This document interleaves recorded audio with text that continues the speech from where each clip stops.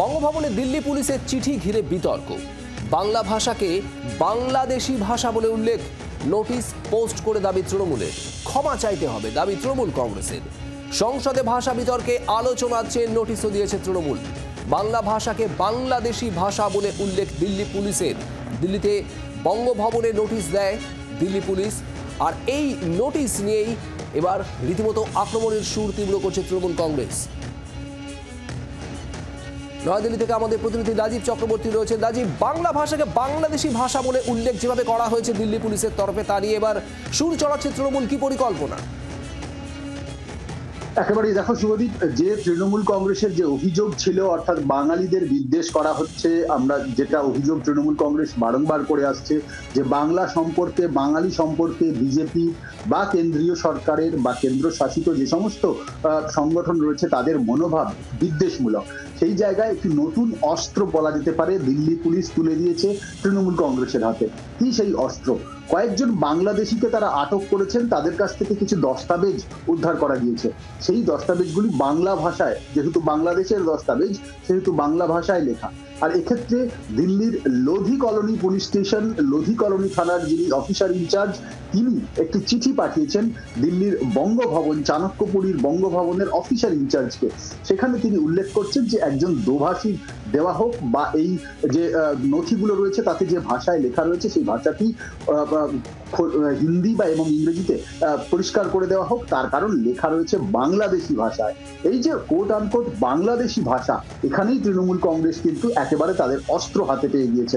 বাংলাদেশি ভাষা বলে কোনো ভাষা নেই পৃথিবীতে, বাংলা ভাষা, বাংলা ভাষায় তারা কথা বলেন। দিল্লি পুলিশের একজন থানার আধিকারিক কিভাবে এই ধরনের চিঠি দিচ্ছেন, এবং সেক্ষেত্রে আজকের দিনে যখন এত আধুনিক টুল রয়েছে, এআই রয়েছে, তখন এই ভাষা জানতে গেলে, কোনো দস্তাবেজে কি লেখা রয়েছে সেটা জানতে গেলে কেন রাজ্য সরকারের সহযোগিতা নিতে হবে শুধুমাত্র এক্ষেত্রে?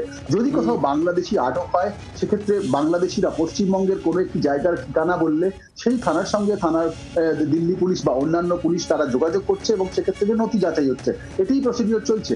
দিল্লি, রাজধানী দিল্লি এবং আশেপাশের এলাকাগুলিতে বেশ কিছুদিন ধরেই বাংলাদেশিদের সন্ধানে নেমেছে পুলিশ, আর সেই সন্ধান করতে গিয়ে কিন্তু এই ধরনের ঘটনাগুলি ঘটছে। আর সর্বশেষ যে ঘটনা ঘটেছে, যে চিঠির কথা বলা হচ্ছে, সেখানে বাংলাদেশি ভাষার কথা বলা হয়েছে।